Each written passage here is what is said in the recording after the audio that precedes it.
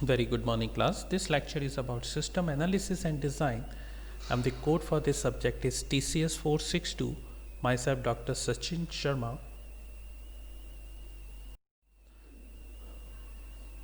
We are discussing Unit 1, System Concept and Information System Environment.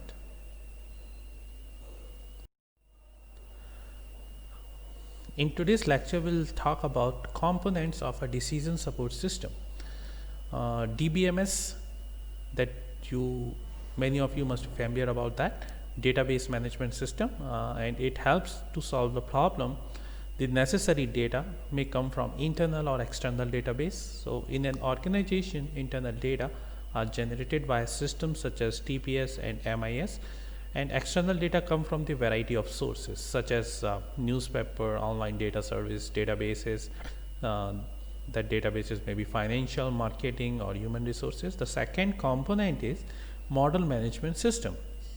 It stores and access model that managers use to make decisions. Such models are used for designing manufacturing facility, analyzing the financial health of an organization, forecasting demand of a product or service. And the next component is support tools. These support tools like online help, pulls down menus, user interfaces, graphical analysis, error correction mechanism, all these facilitate the user interaction with the system. So in decision support system, three components which are very important: database management system, model management system, and support tools. So these support tools can be any software or online tool. The classification of DSS.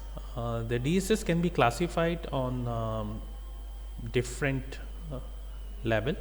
So first one is text oriented DSS, which contains text related information only. That can be electronical document which can be created, revised, or viewed. Next is database oriented DSS. It contains organized and highly structured data.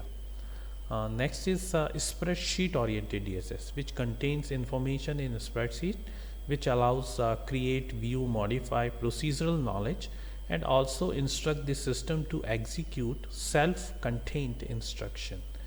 And the most popular tool that you must be familiar about, the Excel and Lotus. Next is solver oriented DSS. It is based on the solver, which is an algorithm and procedure written for performing certain calculation and particular program type. Next is rules oriented DSS. It basically follow the specific rules. And the next is compound DSS. It is built by using two or more of the five structure explained above, right? So text oriented DSS, database oriented DSS, spreadsheet oriented DSS, solver oriented DSS, and rules oriented DSS. And all these mix two or more than two, they combine together, they come up with the compound DSS.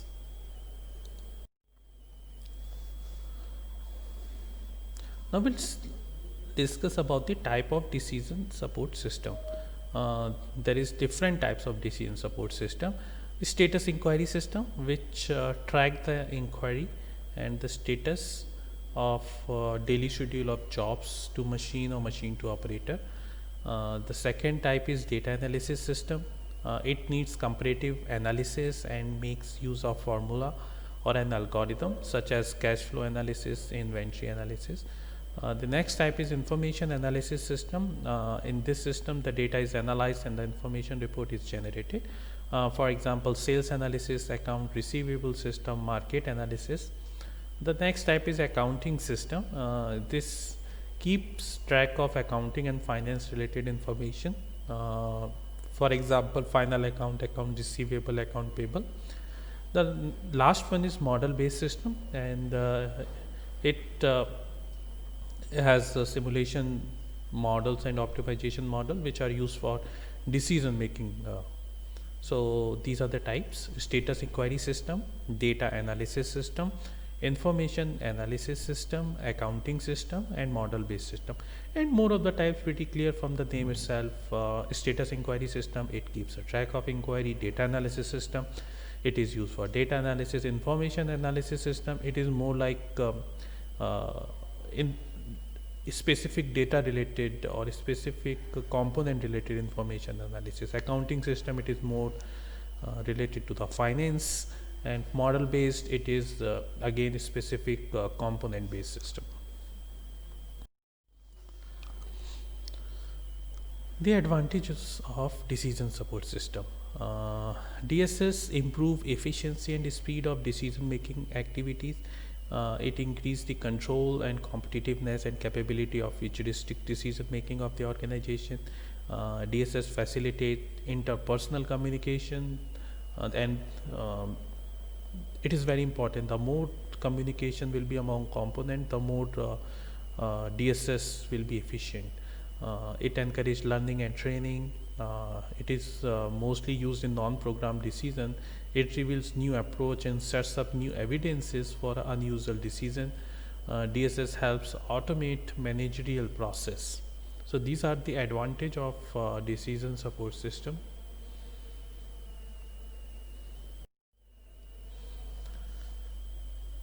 Disadvantage of decision support system. The cost to develop and implement DSS use capital investment, which makes it less accessible to smaller organization. A company which can develop a dependence on DSS, as it is integrated into daily decision making process to improve efficiency and speed. The managers tend to rely on the system too much, which takes away the subjectivity aspect of decision making. A DSS may lead to the information overload, because an information system tends to consider all aspects of problem. It also creates a dilemma for end users. Implementation of DSS can cause a fear and backlash from lower level employees. It is because many of them are not very comfortable with the new technology, which usually happens, right? So for example, if the employees are very comfortable in their own system, and if you say no, you have to moderate yourself and use the new technology system, where your every process will be tracked. So they will like, what, why their process, why their work is going to scrutinize every day. Maybe they won't like it, or but the purpose of tracking is to make sure the productivity of the company, productivity of the organization, right? And that may affect. And sometimes what happens in the organization, if it is related to the manufacturing, if they have like 1,000 of employees who works every day, and they come to the office and they involve with the manufacturing process, and at the end of the day they just leave the office. But if their work is tracked, it means they will be watched by the system, which is going to see that who is a more efficient employee and who is not, so that that kind of fear, which may be helpful for those who are very active and they work efficiently.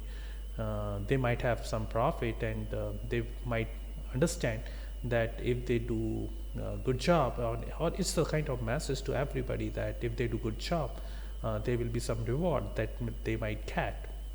But the overall, if the company would like to reach a certain goal and they have deadline that which that organization manager people think that they can achieve in 30 days, and why should the company should invest more than 30 days to complete that objective? So how this decision support system is very useful with having some disadvantage.